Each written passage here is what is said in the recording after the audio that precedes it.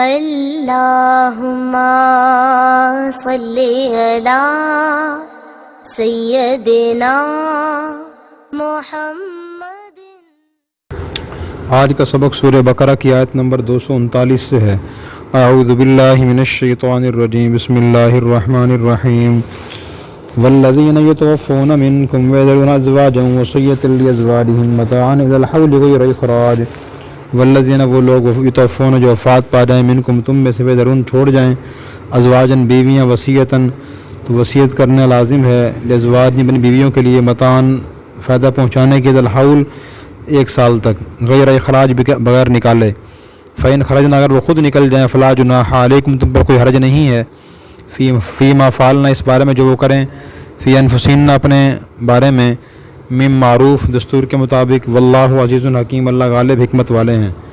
تم میں سے جو لوگ وفات پا جائیں اور بیویاں چھوڑ جائیں، وصیت کرنا لازم ہے اپنی بیویوں کے لیے 1 سال تک فائدہ پہنچانے کی بغیر نکالے۔ اگر وہ خود نکل جائیں تم پہ کوئی گناہ نہیں ہے، کوئی حرج نہیں ہے اس بارے میں جو وہ کریں اپنے بارے میں دستور کے مطابق، اور اللہ غالب حکمت والے ہیں۔ وَلِلْمُطَلَّقَاتِ مَتَاعٌ بِالْمَعْرُوفِ حَقٌّ عَلَى الْمُتَّقِينَ۔ وَلِلْمُطَلَّقَاتِ مطلقہ طلاق یافتہ عورتوں کے لیے فائدہ پہنچانا ہے دستور کے مطابق، یہ لازم ہے متقی لوگوں پر۔ كَذَلِكَ يُبَيِّنُ اللَّهُ لَكُمْ آيَاتِهِ لَعَلَّكُمْ تَعْقِلُونَ۔ كَذَلِكَ اس طرح يُبَيِّنُ اللَّهُ اللہ بیان کرتے ہیں تمہارے سامنے اپنی نشانیاں تاکہ تم سمجھو۔ أَلَمْ تَرَ إِلَى الَّذِينَ خَرَجُوا مِنْ دِيَارِهِمْ وَهُمْ أُلُوفٌ حَذَرَ الْمَوْتِ فَقَالَ لَهُمُ اللَّهُ مُوتُوا ثُمَّ أَحْيَاهُمْ إِنَّ اللَّهَ لَذُو فَضْلٍ عَلَى النَّاسِ وَلَكِنَّ أَكْثَرَ النَّاسِ لَا يَشْكُرُونَ۔ علم ترا کیا آپ نے نہیں دیکھا، اِلَى الَّذِينَ ان لوگوں کی طرف، خرجوا جو نکلے تھے، من دیارہم اپنے گھروں سے، وہم الوف وہ ہزاروں تھے، حذر الموت وہ نکلے تھے موت کے ڈر سے، فقال لهم ان سے فرمایا اللہ نے، موتو مر جاؤ، ثم احیاهم پھر ان کو زندہ کیا، ان اللہ بے شک اللہ لذو فضل فرمانے والے، علی الناس لوگوں پر، ولیکن اور لیکن اکثر الناس اکثر لوگ، لا یشکرون شکر ادا نہیں کرتے۔ کیا آپ نے ان لوگوں کی طرف نہیں دیکھا جو ہزاروں کی تعداد میں تھے، موت کے ڈر سے اپنے گھروں سے نکل گئے تھے، تو ان کو اللہ نے فرمایا کہ مر جاؤ، پھر ان کو زندہ کیا، بے شک اللہ لوگوں پر بڑا فضل فرمانے والے ہیں، لیکن اکثر لوگ شکر ادا نہیں کرتے۔ وقاتلوا فی سبیل اللہ واعلموا ان اللہ سمیع علیم۔ وقاتلوا اور لڑو، فی سبیل اللہ اللہ کے راستے میں، واعلموا اور جان لو، ان اللہ بے شک اللہ تعالیٰ سمیع سننے والے، علیم علم والے ہیں۔ اور اللہ کے راستے میں لڑو اور جان لو، بے شک اللہ تعالیٰ سب کچھ سننے والے، سب کچھ جاننے والے ہیں۔ من ذا الذی یقرض اللہ قرضا حسنا فیضاعفہ لہ اضعافا کثیرا۔ من کون ہے، ذا الذی وہ شخص جو، یقرض اللہ قرض دے اللہ قرضا حسنا اچھا قرض، فیضاعفہ اللہ بڑھائے اس کو، لہو اس کے لیے، ضعافا کثیرا کہیں گناہ بہت زیادہ، واللہ یقبض اللہ تعالیٰ تنگ کر دیتے ہیں، ویبسط اور پھیلا دیتے ہیں، وإلیہ ترجعون اور اسی کی طرف تم لٹائے جاؤ گے۔ کون ہے وہ جو اللہ کو اچھا قرض دے پھر اللہ اس کو کہیں گناہ بہت زیادہ بڑھا دے، اور اللہ ہی تنگ کرتے ہیں، اللہ تعالیٰ ہی پھیلاتے ہیں، اور تم اسی کی طرف لٹائے جاؤ گے۔ الم تر الی الملأ من بنی اسرائیل من بعد موسیٰ۔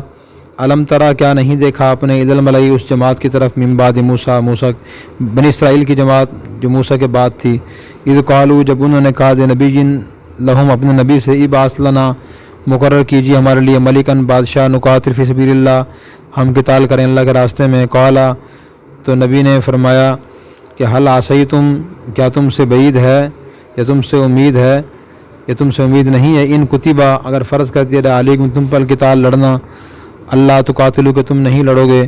قالوا انہوں نے کہا، مالانا ہمیں کیا ہوا، اللہ نقاتل فی سبیل اللہ کہ ہم نہیں قتال کریں گے، نہیں لڑیں گے اللہ کے راستے میں، وقد اخرجنا من دیارنا جبکہ ہم نکال دیے گئے اپنے گھروں سے، ابنائنا اپنے بیٹوں سے، فلما کتب علیہم القتال جب فرض کیا گیا ان پر قتال لڑنا، تولوا انہوں نے منہ پھیر لیے، الا قلیلا منہم مگر ان میں چند لوگوں نے نہیں پھیرا، واللہ علیم بالظالمین اللہ ظالموں کو جانتے ہیں۔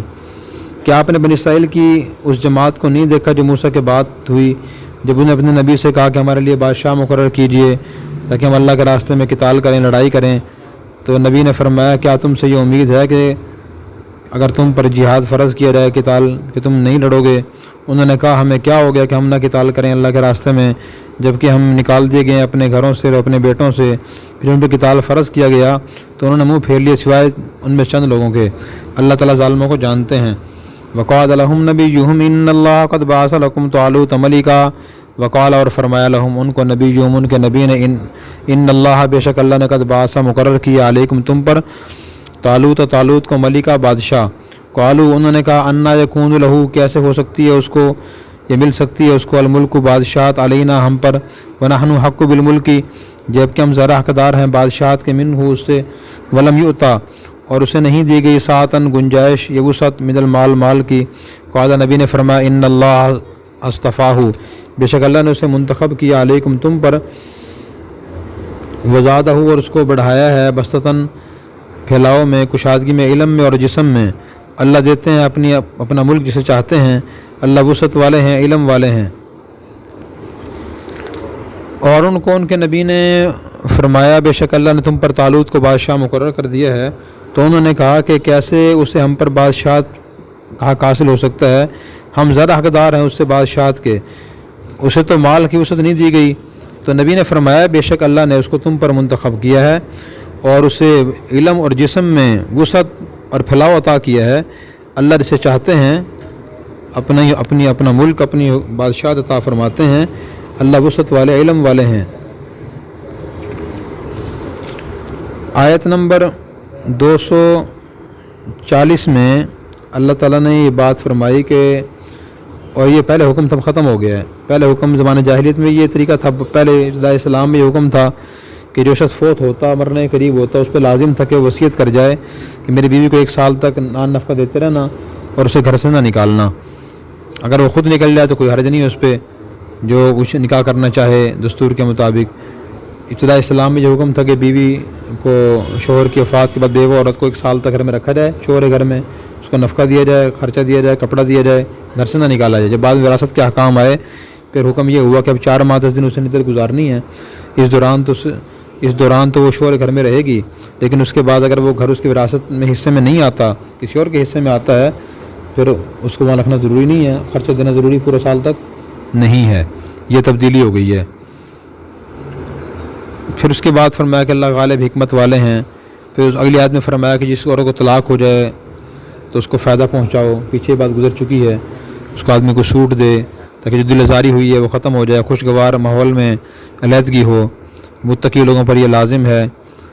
अल्लाह ताला अपनी आयत बयान कर रहे हैं खोल खोल ताकि तुम समझो और उसके मुताबिक अमल करो। तो अल्लाह की ये आयत से मालूम होता है कि आपस में इंसान कोशिश करे ताल्लुकात अच्छे रहें, माहौल अच्छा रहे, खुशगवार रहे, जहाँ भी रहे, घर में रहे, किसी इदारे में रहे, इज्तिमाई जगह रहे, माहौल अच्छा रखे, ताल्लुकात ख़राब ना करे, लोगों को ताने देकर, दिलजारियाँ करके, सख्त बातें कह के ऐसा ना करे इंसान।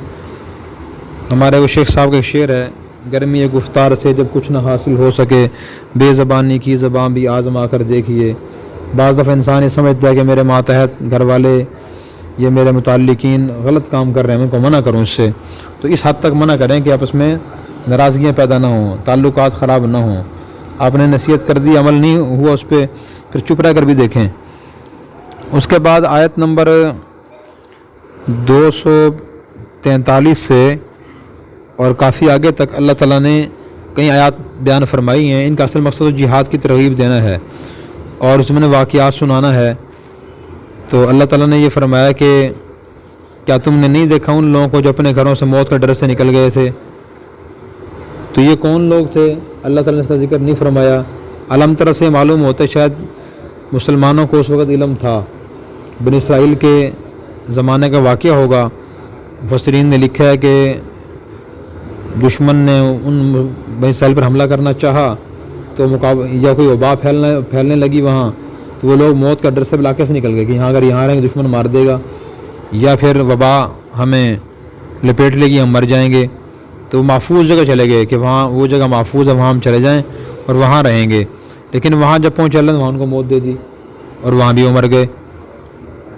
फिर अल्लाह ताला ने उनको ज़िंदा किया। कैसे ज़िंदा किया? हज़रत हिज़क़ील अलैहिस्सलाम अल्लाह के पैगम्बर थे, वहाँ से गुजरे, देखा वहाँ बहुत से लोग हड्डियाँ पड़ी हैं। तो फिर अल्लाह के हुक्म से वो ज़िंदा हुए और फिर अल्लाह ने फरमाया कि देखो मैं तुम्हें ज़िंदा कर नहीं दिया, ज़िंदगी मौत अल्लाह के अख्तियार में है। बंदा ये न समझे कि ज़िंदगी मौत मेरे अख्तियार में है। अलबत्ता ख़तरनाक जगहों से, ख़तरनाक कामों से बचने की ताकीद की गई है कि बंदा बचने की कोशिश करे, लेकिन जहाँ जिहाद फ़र्ज़ हो जाए वहाँ से बंदा ना भागे, वहाँ मुकाबला करे, دین کی تعلیمات کے مطابق۔ تو حدیث پاک میں اس کے بھی حکم ہے کہ انسان جس علاقے میں ہو اور وہاں کوئی تعاون یا کوئی اور وبائی بیماری پھیل جائے، جو لوگ پہلے سے علاقے موجود ہوں وہ ڈر خوف سے نکلے نا کہ ہم یہاں مر جائیں گے، اور جو لوگ پہلے سے باہر علاقے میں داخل نہ ہوں۔ اسی بخاری کی حدیث ہے، عبد الرحمن بن عوف رضی اللہ عنہ اس کے راوی ہیں۔ تو احتیاط کا حکم بھی ہے۔ میں لوگوں پر بڑا فضل فرمانے والے کہ اکثر لوگ شکر ادا نہیں کرتے۔ اللہ کا بڑا فضل ہے لوگوں پہ، لیکن لوگ شکر ادا نہیں کرتے۔ ہمیں شکر ادا کرنا چاہیے۔ اس کا کیا طریقہ ہے کہ اللہ کی نعمتوں کو سوچیں، شکر ادا کریں۔ پھر اس کے بعد فرمایا کہ تم اللہ کے راستے میں جہاد کرو، جان لو اللہ تعالیٰ سننے والے، سب کچھ جاننے والے ہیں۔ پھر فرمایا کہ اللہ کو اچھا قرض دو، کون دے گا؟ جو اللہ کو اچھا قرض دے گا اللہ اس کا قرض کہیں گنا بڑھا کے واپس کریں گے اس کو۔ اللہ ہی تنگی کرتے ہیں، اللہ تعالیٰ وسعت دیتے ہیں۔ تو قرضے سے مراد یہ ہے کہ اللہ کے راستے میں اخلاص نیت صحیح طریقے سے خرچ کون کرے گا؟ جیسے شریف آدمی قرض لے کر واپس کرتا ہے، تو اللہ تعالیٰ بھی نیک کاموں میں اخلاص نیت سے خرچ کرنے والے کو کئی گنا بڑھا کے اس کا اجر عطا فرماتے ہیں، واپس کر دیتے ہیں۔ ٹھیک ہے، تو جہاں بھی ایسے نیکی کا موقع انسان کو اپنی استطاعت کے مطابق خوب خرچ کرنا چاہیے، اللہ اس کو بدلہ دیں گے۔ اور تنگی اور کشادگی اللہ ہی پیدا کرتے ہیں، بندہ خود کچھ نہیں کر سکتا۔ پھر اس کے بعد آیت نمبر 246 میں پھر ایک اور واقعہ بیان ہوا ہے۔ یہ واقعہ حضرت موسیٰ علیہ السلام میں کافی عرصے کے بعد، تقریباً 300 سال کے بعد کا واقعہ ہے، اور اس میں نبی سے مراد حضرت سموئیل علیہ السلام ہے۔ موسیٰ علیہ السلام نے جب بنی اسرائیل کو فرعون اس کی غلامی سے نجات دلائی، تو پھر ان کو فرمایا کہ تم مصر سے اب ملک شام جاؤ، فلسطین کے علاقے میں، وہاں قوم عمالقہ نے تمہارے علاقے پر قبضہ کیا، وہاں جا کے جہاد کرو تو اللہ تم فتح عطا فرمائیں گے، تم وہاں جا کے رہنا۔ بنی اسرائیل نے نافرمانی کی، انہوں نے کہا اذهب انت رب فقاتلا انا هاهنا قاعدون، کہ موسیٰ تم اور تمہارا خدا رہ کر ان سے لڑو، ہم تو یہیں بیٹھے ہیں۔ یہ گستاخی کی تو اللہ تعالیٰ نے وادی تیم کو قید کر دیا، تو کافی عرصہ وہاں قید رہے۔ اسی دوران موسیٰ علیہ السلام کی وفات ہو گئی۔ پھر یوشع بن نون علیہ السلام پیغمبر بنے، تو ان کی سرپرستی میں انہوں نے جہاد کیا بنی اسرائیل نے، تو کچھ علاقہ فلسطین کا فتح ہو گیا۔ تو پھر حضرت یوشع بن نون علیہ السلام نے ہر علاقے کے 12 قبائل کے 12 سردار مقرر کر دیے تھے، اور ان کو کوئی مستقل بادشاہ تو نہیں تھا، لیکن قاضی تھے۔ جو 12 سردار تھے وہ قاضی فیصلہ کرتے رہتے تھے، تو ان کی اور قوموں سے جھڑپ اور لڑائی جنگ ہوتی رہتی تھی، کبھی وہ غالب آتے کبھی یہ غالب آتے۔ پھر بالآخر ہوا یہ کہ تقریباً 350 سال کے بعد جب حضرت سموئیل علیہ السلام نبی تھے، پہلے یہ قاضی تھے، تو ان کو اللہ تعالیٰ نے نبوت عطا فرمائی۔ تو ان کے زمانے میں فلسطین کے بت پرستوں نے ان پہ حملہ کیا، بنی اسرائیل پر، اور زوردار حملہ کیا، اتنا حملہ کیا کہ ان کے بچوں کو علیحدہ کر دیا، ان سے گھروں سے نکال دیا ان کو۔ تو پھر انہوں نے حضرت سموئیل علیہ السلام سے کہا کہ ہمارے لیے کوئی بادشاہ مقرر کر دیجئے، کوئی حاکم بادشاہ ہو، اس کی سرپرستی میں سب مل کر ہم جہاد کریں۔ تو حضرت سموئیل علیہ السلام نے فرمایا کہ کیا تم سے یہ امید ہے کہ تم جہاد کرو گے؟ اب بھی لگتا تو مشکل ہے۔ تو انہوں نے کہا جی اب کیسی بات کرتے ہیں، ہمیں گھروں سے نکال دیا گیا ہے، بیٹوں سے دور کر دیا گیا ہے، ہم کیوں نہیں قتال کریں، ہم تو جنگ کریں گے۔ تو پھر حضرت سموئیل علیہ السلام نے فرمایا کہ تم پر اللہ کی طرف سے طالوت بادشاہ ہیں۔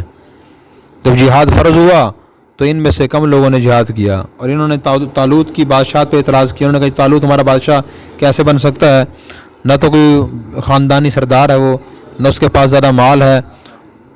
ٹھیک ہے جی، تو ہم ذرا حقدار ہیں بادشاہ بننے کے۔ عام لوگ ذہن میں یہی ہوتا ہے، جدی پوچھتی جو سردار چلا رہا ہو، سردار اسی کا بیٹا بننا چاہیے، تو یہ جس کو مالدار ہو اسے سردار بنانا چاہیے، یہ بڑا بنانا چاہیے۔ تو اللہ کے نبی نے کیا جواب دیا؟ ان اللہ اصطفاہ علیکم، اللہ نے اسے تم پر منتخب کر لیا۔ اللہ تعالیٰ بادشاہت یا حکومت اس وجہ سے نہیں دیتے کہ جو آدمی بہت بڑا مالدار ہو یا جو خاندانی سردار ہو سرداری دیں۔ وزادہ بسطۃ فی العلم والجسم، اللہ نے طالوت کو تم سے ذرا علم بھی عطا فرمایا اور جسمانی طاقت بھی عطا فرمائی ہے۔ اور حکومت اور بادشاہ کے لیے دو چیزوں کی ضرورت ہوتی ہے۔ اگر بادشاہ طاقتور ہوگا دشمن پہ روب پڑے گا، اور اگر اس کے پاس علم زیادہ ہوگا تو نظام سلطنت سے چلائے گا، پتہ ہوگا کہ نظام چلانا کیسے ہے۔ اس آدمی کے پاس علم ہی نہیں، وہ نظام کیسے چلائے گا۔ پھر فرمایا کہ واللہ یؤتی ملکہ من یشاء، اللہ اس چاہتے ہیں اپنی بادشاہ عطا فرماتے ہیں، اللہ کسی سے پوچھ مشورہ نہیں کرتے۔ اللہ کے ہاں معیار یہ ہے، ہمارے لیے سبق ہے، ہم بھی کسی کو عہدہ دیں، دیکھیں تو اس کی صحت اچھی ہو، وہ کام بھی کر سکتا ہو، نمبر 2 کے بعد علمی صلاحیت بھی ہو کہ وہ کام بھی کر سکے۔ جب اس بت پرست قوم نے بنی اسرائیل پہ حملہ کیا تھا تو بنی اسرائیل کے پاس ایک تابوت تھا، اس تابوت کے اندر حضرت موسیٰ علیہ السلام اور یوشع بن نون اور دوسرے انبیاء علیہ السلام کے تبرکات تھے۔ وہ تابوت اٹھا کے لے گئے تھے مشرکین، لیکن جا کر انہوں نے جس مندر میں رکھا وہاں مندر میں وبا پھیل گئی، کئی بت ان کے الٹے پڑے ہوتے، کبھی لوگ بیمار ہو جاتے، تو انہوں نے کہا بھئی یہ تابوت واپس کرو، یہ ہمارے لیے نحوست کا باعث بن گیا۔ بنی اسرائیل کے لیے وہ برکت کا باعث تھا، ان کے لیے اللہ تعالیٰ نے نحوست کا باعث بنا دیا۔ اگلی آیت میں اس کا تذکرہ ہے، جب ان سے ان کے نبی نے کہا بے شک اس کے بادشاہت کی نشانی یہ ہے کہ تمہارے پاس آ جائے گا وہ تابوت جس میں سکینتن سکون کا سامان ہے تمہارے رب کی طرف سے، بقیتن بقی چیزیں ہیں جو چھوڑے گئے تھے موسیٰ اور ہارون کے گھر والے، اس کو اٹھا کے لے آئیں گے فرشتے، بے شک اس میں نشانی ہے تمہارے لیے اگر تم مومن ہو۔ تو انہوں نے وہ 2 بیلوں پہ وہ تابوت رکھا، اس میں جو موسیٰ علیہ السلام کے جوتے، عصا، لاٹھی وغیرہ تھی، اور 2 بیلوں پر اسے ہنکا دیا بنی اسرائیل کی آبادی کی طرف۔ تو فرشتے پکڑ کے بنی اسرائیل کے پاس بلکہ طالوت کے پاس لے آئے، تو طالوت کے پاس وہ تابوت آ گیا جس میں انبیاء علیہ السلام کے تبرکات تھے۔ یہ بھی نشانی تھی کہ واقعی طالوت اللہ کی طرف سے ان کے بادشاہ ہیں۔ پھر اس کے بعد انہوں نے جہاد کیا اور انہیں فتح حاصل ہوئی، اور اس سے یہ معلوم ہوا کہ انبیاء علیہ السلام کے نیک لوگوں کے تبرکات سے برکت حاصل کرنا جائز ہے، جو کہ بری چیز نہیں ہے۔ اللہ تبارک و تعالی ہمیں قرآن کریم سمجھ کر عمل کرنے کی توفیق عطا فرمائے۔ اور اگر آپ نے ابھی تک ہمارا چینل سبسکرائب نہیں کیا تو فوراً سبسکرائب کیجئے، ساتھ ہی بیل آئیکن پر کلک کریں تاکہ مزید آنے والی ویڈیو ہے وہ آپ کو وقت پر ملتی رہیں۔